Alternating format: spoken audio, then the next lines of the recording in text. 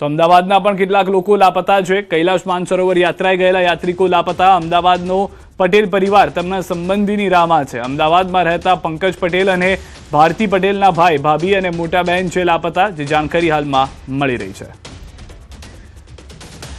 વધુ માહિતી ન્યૂઝ 18 સંવાદદાતા સંજય અમારી સાથે જોડાઈ ગયા છે, જે તેમના સ્નેહીજનો સાથે। જે સંજય, શું કહેવામાં આવી રહ્યું છે સંપર્ક વિહોણા જે પરિવારજનો થયા છે તેને લઈને?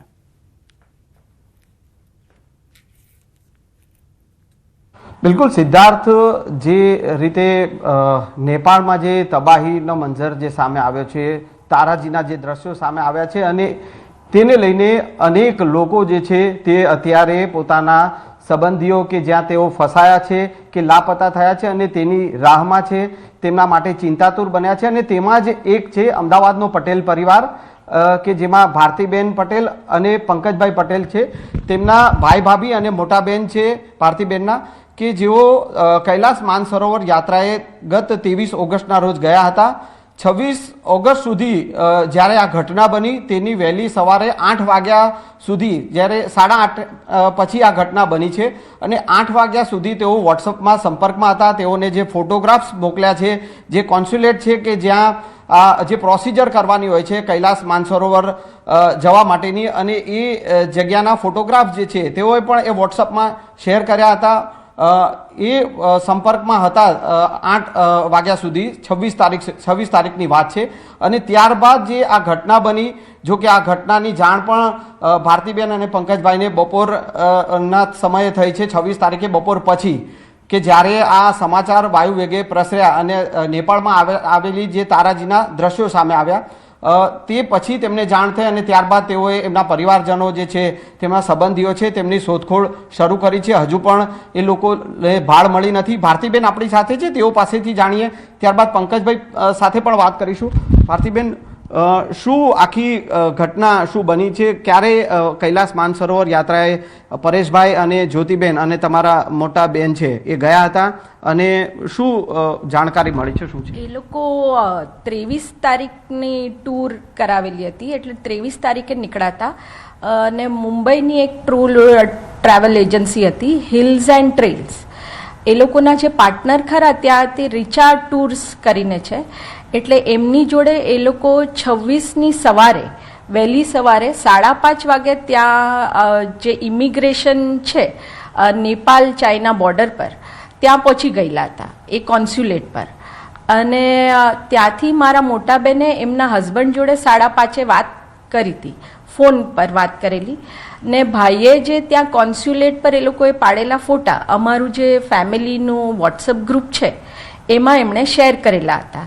હવે એમણે જે શેર કરેલો એ છેલ્લો ફોટો 8:10નો હતો, ને પછી જે આ ફ્લડ્સ આવ્યા છે એ 8:30 પછી આવ્યા। એટલે હવે અમને ચિંતા એ છે કે હવે એ લોકો છે ક્યાં, એ લોકોની કોઈ ખબર મળી નથી। ને અમે આપણું જે અહીંનું ડિઝાસ્ટર મેનેજમેન્ટ કંટ્રોલ સેલ છે એમાં એમની બધી વિગતો લખાવી છે। બીજું જે પેલા જે ટૂર્સવાળા છે, જે હિલ્સ એન્ડ ટ્રેલ્સ, એ લોકોને બી સંપર્કમાં જ છીએ અમે, પણ એ લોકોનું એક 61 લોકોનું ગ્રુપ હતું, એ આખું ગ્રુપને હજી કોઈ ખબર મળ્યા નથી। અચ્છા, જે હેલ્પલાઇન જારી કરવામાં આવી હતી ત્યાં પણ સંપર્ક કર્યો છે તમે? કઈ રીતે જાણકારી મેળવવાનો પ્રયાસ કર્યો? એ જે હેલ્પલાઇન નંબર જે ટીવીમાં આવતો હોય છે, એમાં મારા માસી ખરા અમદાવાદમાં, એમણે એમાં બી નોંધાવી દીધું હતું, કારણ કે અમે ત્યારે અમને નહોતી ખબર, તો એમણે એ હેલ્પલાઇન નંબર જોઈને એમાં બી નોંધાવ્યું છે।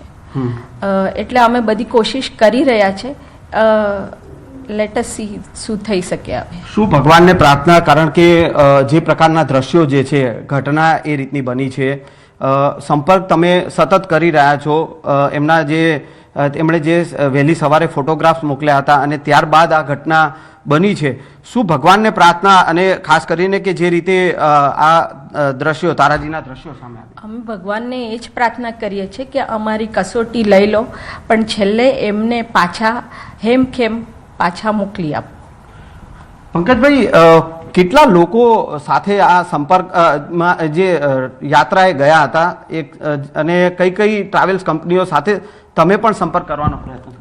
બોમ્બેની હિલ્સ એન્ડ ટ્રેલ્સ ટ્રાવેલ કંપનીમાંથી એમણે રજિસ્ટ્રેશન કરાવેલું હતું કૈલાસ માનસરોવરની યાત્રા માટે. અને હિલ્સ એન્ડ ટ્રાવેલ્સ એ કાઠમંડુની Richa tours and travels company છે, એની જોડે ટાઈઅપ કર્યું હતું. રીચા ટૂર્સ એન્ડ ટ્રાવેલ્સ કંપનીના ટોટલ 61 લોકો તે દિવસે નીકળ્યા હતા, એટલે 26મીએ ત્યાં ઇમિગ્રેશન કાઉન્ટર પર પહોંચ્યા હતા અને એમની વિઝા માટેની ટિબેટમાં એન્ટર થવા માટેની પ્રોસેસ ચાલુ હતી. અને કદાચ પતિ પણ ગઈ હશે, કારણ કે એવું કંઈક જાણવા મળેલું હતું ટૂર્સ ટ્રાવેલ્સ કંપનીમાંથી કે છેલ્લે લોકો બસમાં બેઠેલા હતા અને એના પછી કોઈ જાતનો ટ્રાવેલ કંપનીનો સંપર્ક નથી અને અમારો પણ કોઈનો સંપર્ક નથી. 23 તારીખે એ લોકો અહીંયાથી કૈલાસ માનસરોવર યાત્રાએ ગયા, ત્યાર પછી તમારે કેટલી વાર એમની સાથે સંપર્ક થયો છે, વાતચીત થઈ, અને ત્યાં તમારો સંપર્ક નહીં થઈ શકે જ્યાં કૈલાસ માનસરોવરની યાત્રા શરૂ થશે ત્યાં, એ શું વાતચીત થઈ હતી? 23 તારીખે અહીંથી નીકળ્યા બાદ વોટ્સઅપના ફેમિલી ગ્રુપ દ્વારા સતત સંપર્કમાં જ હતા. જુદી જુદી જગ્યાના, જેમ કે કાઠમંડુમાં પણ એ લોકોએ સાઇટ સીઇંગ કર્યું હતું, એના ફોટોગ્રાફ્સ કે આજુબાજુ બીજી જગ્યાઓના ફોટોગ્રાફ્સ હતા. અને 26મીની સવારનો પણ ફોટોગ્રાફ્સ છે એ રીતના. અને એમને પોતે પણ મીનાક્ષીબેને એમના હસબન્ડ સાથે સવારે 5:30 વાગે વાત કરી હતી, એટલે આમ સતત સંપર્કમાં રહેલા જ હતા. પણ એના પછીથી કોઈ જાતનો સંપર્ક થઈ શક્યો નથી. બધી જાતના પ્રયત્નો અમે કરી રહ્યા છીએ, પણ હજુ સુધી કોઈ એમના ખબર મળ્યા નથી. અચ્છા, જ્યાં હેલ્પલાઇન નંબર આપવામાં આવ્યો છે અને ડિઝાસ્ટરની ટીમ સાથે પણ વાતચીત કરવામાં આવી રહી છે, શું તમને એ લોકો તરફથી પ્રતિસાદ મળ્યો છે? શું ડિઝાસ્ટર મેનેજમેન્ટ સેલમાં અમે ગઈકાલે રજિસ્ટ્રેશન કરાવ્યું હતું અને મૂળ અમે સુરતના છે, એટલે સુરતના પણ મામલતદાર કચેરી દ્વારા એમનો પણ, એટલે એ લોકોએ પણ અમને સંપર્ક કર્યો છે. અહીં અમદાવાદ મામલતદાર કચેરીમાંથી પણ સંપર્ક કરાઈ રહેલો છે અને એ લોકોએ ખાતરી આપી છે કે એ લોકો બધી ઇન્ફોર્મેશન હાલમાં જે રીતે સંજય વાત કરી રહ્યા છે પરિવારજનો સાથે, સંપર્ક જે છે તે નથી થઈ રહ્યો ના ટૂર્સ એન્ડ ટ્રાવેલ સાથે ના પરિવાર સાથે. સુરતની સમાચાર, ઇકો કાર અને બાઇક વચ્ચે અકસ્માત થયો. નેશનલ હાઈવે 48 પર બ્રિજ ઉતરતા અકસ્માત, પલટી મારી કાર દુકાનમાં ઘૂસી ગઈ. મુંબઈથી અમદાવાદ તરફ જતી ઇકો ચાલક બાઇક સવાર દંપતીને અડફેટે લીધી. બાઇક સવારને અડફેટે લીધા બાદ કાર ચાલકે સ્ટીયરિંગ પરથી પણ કાબુ ગુમાવી લીધો. કાર 50 થી 100 મીટર દૂર પલટી મારી ઇકો કાર દુકાનમાં ઘૂસી ગઈ. ઇકો કારમાં 3 પૈકી એકનું મૃત્યુ થયું છે, 2ને ગંભીર ઇજાઓ પહોંચી હોવાની જાણકારી છે. જૂનાગઢના ભવનાથ વિસ્તારમાં અસામાજિક તત્વોનો આતંક સામે આવ્યો છે. કેડિયા કોળી સમાજની વાડીમાં વહેલી સવારે 3 શખ્સોએ ઘૂસીને તોડફોડ કરી મેનેજરને ઢોરમાર માર્યો. ઇજાગ્રસ્ત મેનેજરને સારવાર અર્થે તાત્કાલિક હોસ્પિટલ ખસેડાયા. આ હુમલા પાછળનું ચોક્કસ કારણ હજુ અકબંધ છે. સમગ્ર ઘટના સીસીટીવી કેમેરામાં કેદ થઈ ગઈ છે. ઘટના બાદ પોલીસની કામગીરી સામે પણ ગંભીર સવાલ ઉભા થયા છે, જ્યારે પોલીસે સમગ્ર મામલે તપાસ તેજ કરી છે. વધુ માહિતી ન્યૂઝ 18 સંવાદદાતા અમર પાસેથી મેળવીશું. અમાર, જે સમગ્ર ઘટના ઘટી છે, પોલીસ તપાસ થઈ રહી છે, શું અપડેટ મળી રહ્યું છે? બિલકુલ સિદ્ધાર્થ, આજે વહેલી સવારની આ ઘટના છે. ભવનાથ વિસ્તારમાં જે ઘેડિયા કોળી સમાજની જે વાડી આવેલી છે ને, ત્યાં અસામાજિક તત્વોએ આતંક મચાવ્યો હતો. સમગ્ર ઘટના સીસીટીવીમાં કેદ થઈ છે. ખાસ કરીને આ જે અસામાજિક તત્વો જે દેખાઈ રહ્યા છે સીસીટીવીમાં, તે ત્યાંના મેનેજર જે વૃદ્ધ છે તેના પર હુમલો કરે છે અને તેને ત્યાં માર મારે છે અને બાદમાં ફરી તેને ત્યાંથી નીકળી જવાનું કહે છે. એટલે કે આ મેનેજર ઉપર જે હુમલો થયો છે, એટલે કે ત્યાં અંદર જે અસામાજિક તત્વો આવી જાય છે. પ્રાથમિક માહિતી એવી છે કે ત્યાં નશો કરવા આવે છે અને તેને મનાઈ ફરમાવવામાં આવે છે, જેના કારણે આ હુમલો થયો હોવાનું પ્રાથમિક અનુમાન છે. હાલ સમગ્ર મામલે પોલીસ છે તે હોસ્પિટલ દોડી ગઈ છે અને જે વૃદ્ધ ઇજાગ્રસ્ત મેનેજર છે તેના નિવેદન લેવાની પ્રક્રિયા શરૂ કરાઈ છે. પરંતુ સવાલ એ છે કે જો પોલીસનો ડર જ ના હોય, તે રીતના જાણે ફિલ્મી દ્રશ્યો હોય તે રીતના માર મારવામાં આવે છે આ જે મેનેજરને, એટલે કે પોલીસની કામગીરી ઉપર પણ ગંભીર સવાલો ઉભા થયા છે. જોવાનું રહ્યું કે પોલીસ આ અસામાજિક તત્વોને કાયદાના પાઠ ક્યારે ભણાવે છે. જી સિદ્ધાર્થ. જી આભાર અમાર સમગ્ર માહિતી બદલ. બનાસકાંઠાથી સમાચાર, ધાનેરામાંથી 38 લાખથી વધુ કિંમતના પોસ્ટ ડોડા જપ્ત. બનાસકાંઠા રેન્જ પોલીસનું મોટું નિવેદન. આજે ઓપરેશન પાર પાડવામાં આવ્યું છે, તેમાં કારમાંથી 228.7 કિલો પોસ્ટ ડોડાનો જથ્થો ઝડપાયો છે.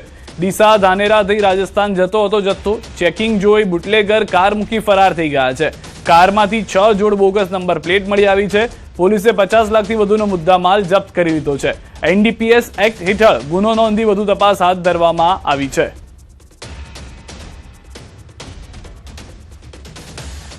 સુરતના પુણા ઉમરવાડામાં 4 બોગસ ડોક્ટર ઝડપાયા છે. ડિગ્રી કે માન્ય તબીબી લાયકાત વગર મેડિકલ પ્રેક્ટિસ કરતા 4 બોગસ ડોક્ટર સામે પોલીસે કાર્યવાહી કરી. ઝોન 1 LCB અને પુણા પોલીસની સંયુક્ત ટીમે 4 સ્થળોએ દરોડા પાડી 4 આરોપીઓને ઝડપી પાડ્યા. પોલીસના જણાવ્યા મુજબ આરોપીઓમાંથી કેટલાક માત્ર ધોરણ 10, 11 અને 12 સુધી અભ્યાસ કરેલા હોવા છતાં વર્ષોથી ડોક્ટર તરીકે દર્દીઓની સારવાર કરતા હતા. પોલીસે 4 સ્થળેથી એલોપેથી દવાઓ અને મેડિકલ સામાન સહિત કુલ અંદાજે 4,90,000નો મુદ્દામાલ કબજે કર્યો. તપાસમાં 2 આરોપીઓ સામે અગાઉ પણ સમાન પ્રકારનો ગુનો નોંધાયો હોવાનું સામે આવ્યું છે. હાલ 4 વિરુદ્ધ પુણા પોલીસ સ્ટેશનમાં ગુનો નોંધી વધુ તપાસ હાથ ધરવામાં આવી છે. राजीव नगर और